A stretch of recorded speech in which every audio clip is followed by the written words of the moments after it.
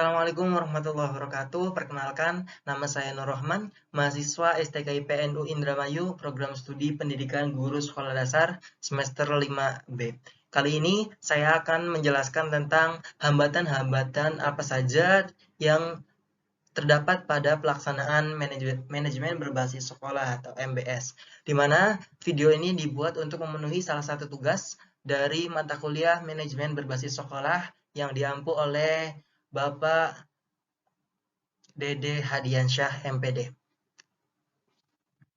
Langsung saja, langsung saja, hambatan yang pertama adalah kurangnya pemahaman tentang konsep manajemen pendidikan itu sendiri oleh pihak-pihak terkait seperti guru. Nah, karena kurangnya pemahaman tersebut, akibatnya pihak sekolah sulit mengembangkan berbagai komponen manajemen yang ada dalam konsep manajemen pendidikan, seperti manajemen kurikulum, manajemen keuangan, manajemen sarana, manajemen kesiswaan, manajemen sumber daya manusia, dan manajemen hubungan masyarakat dengan sekolah. Yang kedua, ada kurangnya partisipasi aktif dari masyarakat. Manajemen pendidikan juga menuntut kemandirian sekolah, sehingga bagi sekolah yang kekurangan sumber dana akan sedikit kesulitan dalam menerapkan kemandirian tersebut. Nah, sekolah dalam rangka menerapkan kegiatan pendidikan harus mampu berpartisipasi aktif dengan masyarakat, sehingga sekolah dapat mengetahui dan merespon segala kebutuhan yang sedang terjadi di masyarakat. Nah, selanjutnya ada sumber daya. Sumber daya juga salah satu hambatan ya dalam implementasi manajemen berbasis sekolah. Nah, sekolah harus mempunyai fleksibilitas dalam mengatur semua sumber daya sesuai dengan kebutuhan setempat. Selain pembiayaan operasional atau administrasi, pengelolaan keuangan harus ditujukan untuk memperkuat sekolah dalam menentukan dan mensosialisasikan dana sesuai dengan skala prioritas yang telah ditetapkan untuk proses peningkatan kualitas. Yang kedua, pemisahan antara biaya yang bersifat akademis dari proses pengadaannya. Dan yang ketiga, pengurangan kebutuhan birokrasi pusat. Yang selanjutnya ada pertanggungjawaban.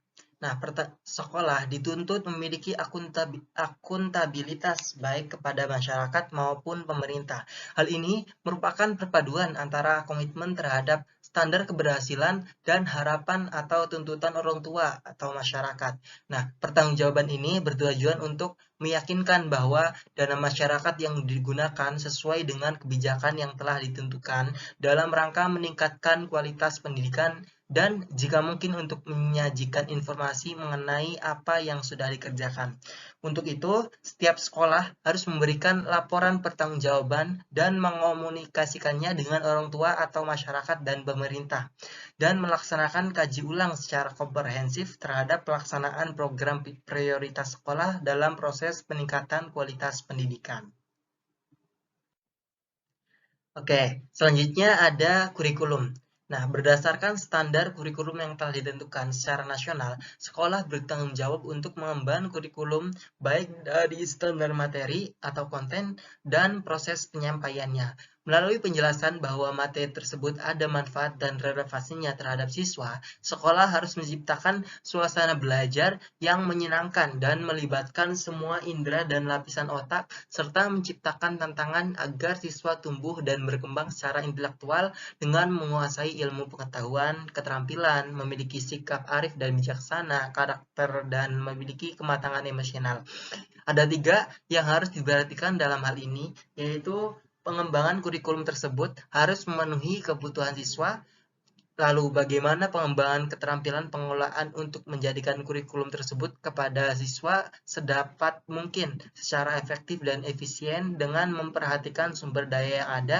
Yang ketiga, mengembangkan berbagai pendekatan yang mampu mengatur perubahan sebagai fenomena alamiah di sekolah.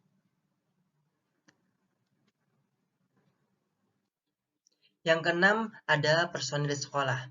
Nah, sekolah bertanggung jawab dan terlibat dalam proses perekrutan dalam arti menentukan jenis guru yang diperlukan dan pembinaan struktural staf sekolah, kepala sekolah, wakil sekolah, guru, dan staf lainnya.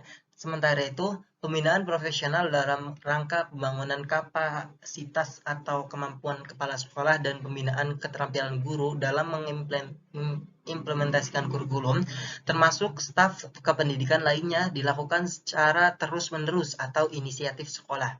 Untuk itu, birokrasi di luar sekolah berperan untuk menyediakan wadah dan instrumen pendukung.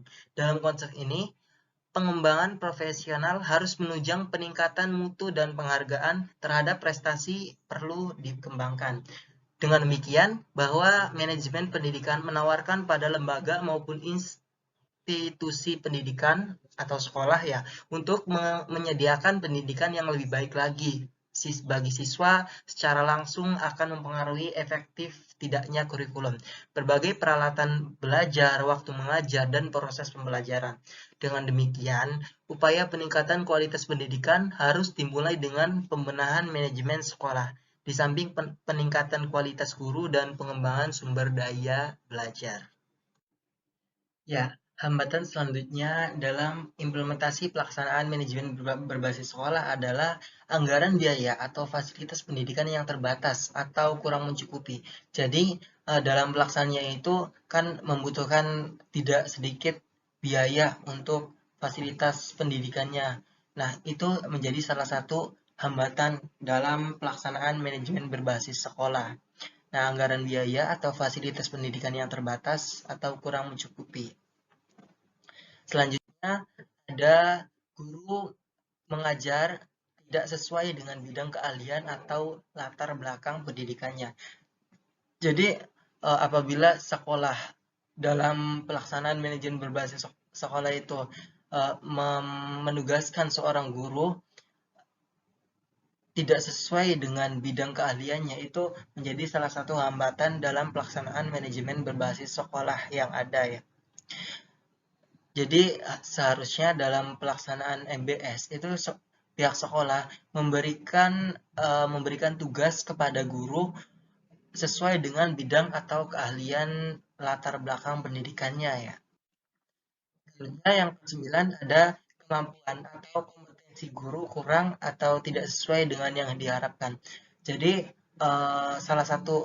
bukan salah satu lagi ya. Jadi hambatan yang terjadi dalam pelaksanaan manajemen berbasis sekolah itu kemampuan atau kompetensi guru yang kurang atau tidak sesuai dengan yang diharapkan. Dalam pelaksanaan MBS itu kan memerlukan berbagai kriteria-kriteria guru yang harus sesuai untuk melaksanakan MBS tersebut ya. Nah, jadi dalam pelaksanaan MBS itu salah satu hambatannya itu kemampuan atau kompetensi guru kurang atau tidak sesuai dengan apa yang diharapkan. Jadi menghambat pelaksanaan implementasi kurikulum berbasis sekolah. Nah, yang ke-10 atau yang terakhir itu ada sumber atau bahan ajar terbatas atau sulit diperoleh. Nah, dalam pelaksanaan manajemen berbasis sekolah itu terkadang sekolahan itu sangat sangat sulit untuk mendapatkan bahan ajar atau sumber belajar untuk digunakan oleh siswa. Nah, mungkin itu saja yang dapat saya paparkan atau saya sampaikan. Disclaimer ya, teman-teman. Di sini saya sedang belajar, sama-sama belajar.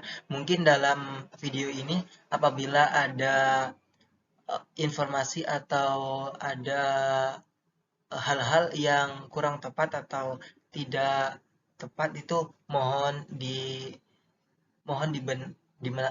apa ya, ibaratnya dikritisi atau di diberi arahan. Nah, mungkin itu saja dari saya, kurang lebihnya mohon maaf. Terima kasih sudah menonton video sampai akhir. Saya Nur Rahman, mahasiswa STKPN Indramayu, program studi pendidikan guru sekolah dasar semester 5B.